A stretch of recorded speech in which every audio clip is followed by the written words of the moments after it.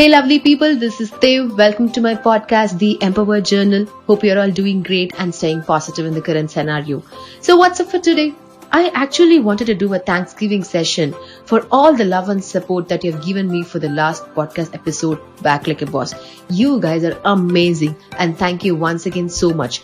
But before the Thanksgiving episode, something interesting came into my social media feed. After my last episode, a couple of women in their mid-30s were asking me that is how come I haven't spoken about the women and their work-life balance. In fact, you should listen to this question and it goes like this. Hey, I wake up early, I manage family, I rush upon to work after a long commute and I work all day, come back home, make dinner, help children with their studies and after all that I go to sleep and my husband wants to have sex with me. Okay, I just don't know what to do.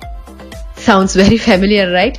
Yes, first of all, a very big apologies for this and a huge thanks, my dear listener. Of course, I had this topic in my checklist, but for later.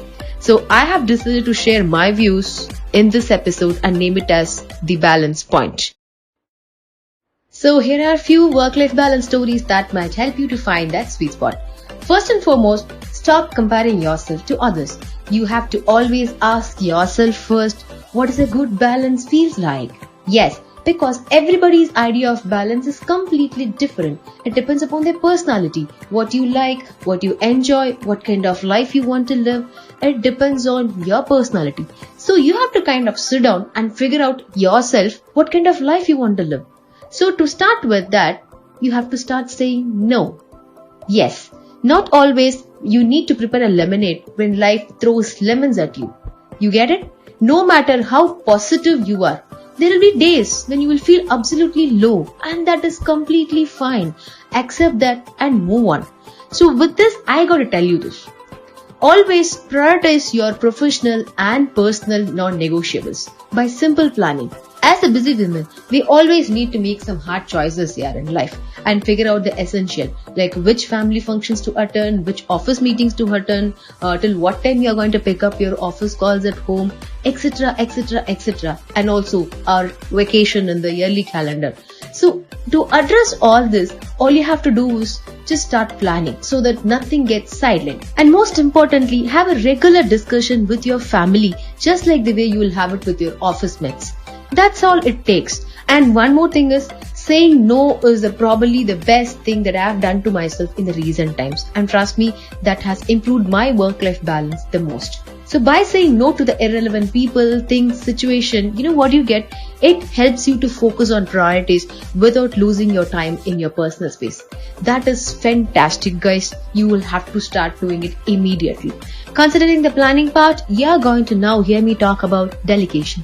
Yes, the next thing that I want to tell you guys is start delegating. Please share the workload. Yes, because it is not actually possible to be at two places at the same point, right? So being the best at your job means you know exactly what to do, how to do, and which task to delegate to whom, right? So this applies to your home front as well. Please remember, a perfect family is built on a teamwork, not by an individual. And don't forget, you are part of the same team. So next time, please teach your kids to do their simple things and turn them into a mini managers and do not feel guilty about it. This goes long way in building their character as well, and trust me, they are going to definitely thank you for this in the future. Nowadays, women are responsible for too many households. So until you do this art of delegation, it becomes very, very difficult for us to survive. So you need to follow the policy of divide and rule, just like the way you do it at workplace, right? So apply the same professional talent in organizing your family as well. Show them how to play and be part of the home team. You guys need to understand this very clearly. Everyone got the same 24 hours, so focus on solution rather than cribbing about the problem. So that's it. Significantly develop a core habit that will take care of your entire satisfaction and happiness about your life. A core habit that is like a keystone habit. Let me explain this way. Whenever we plan for a vacation, there are usually different routes to the final destination.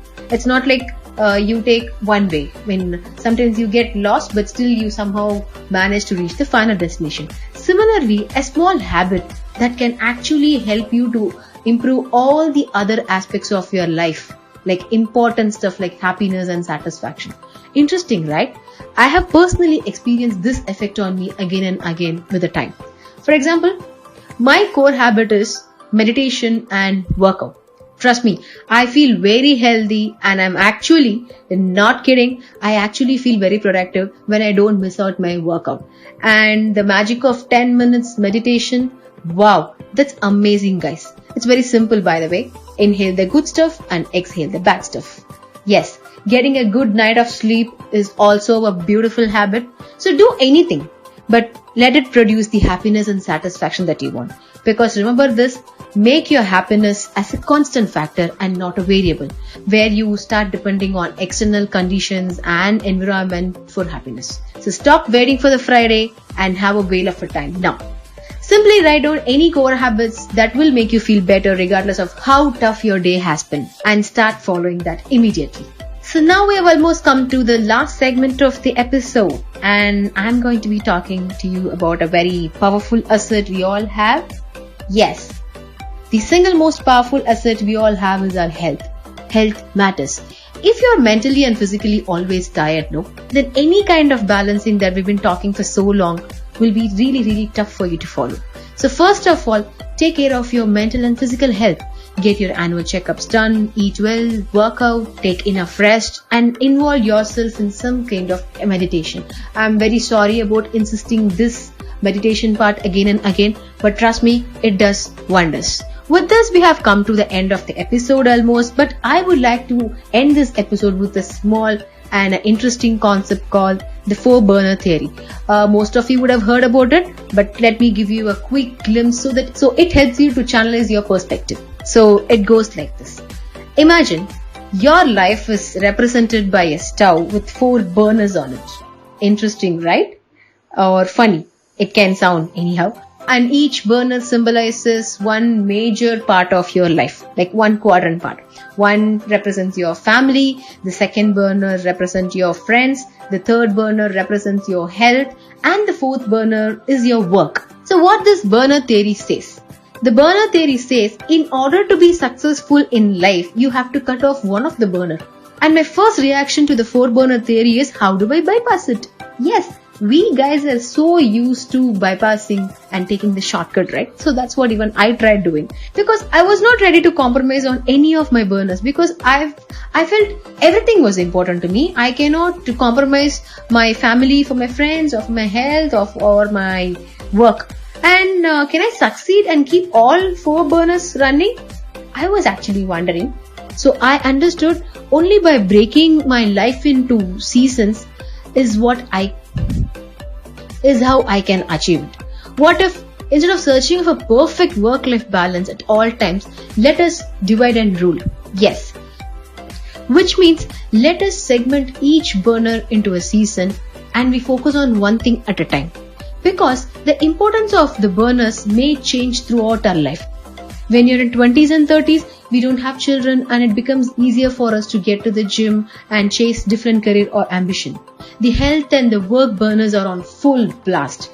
And after a few years, we might start a family and suddenly the health burner gets lowered down and in fact simmer, while your family burner gets more gas. With a decade passing by, you might have to revive relationship with your old friends and also perceive that business idea that is stuck in your mind for a very long time. Yep. So this is how you segment each burner with a season. Maybe, you need to let go of something for a season. The point is, you can do everything in this lifetime, but not at the same damn time. For the last 5 years, I have been in my career season. Yes. I have built a happy career, I love what I do and I'm very passionate about it, and it's something that I look forward to every day. But it came with a cost. I had to turn down my friend's burner and honestly, my family burner is only halfway running. Now think about this and ask yourself this question: what season are you in right now? Which burners have you cut off? So I thought of putting this tough question to all the smart people out there. What do you think? I would really love to know. Thank you so much guys. Do let me know about your burner story and which season you are in. This is Day signing off from you on the Empower Journal, the Balance Point episode. Thank you so much. Stay well and stay strong. I'll catch up with you again soon. Stay tuned with me for more journals. Nandri.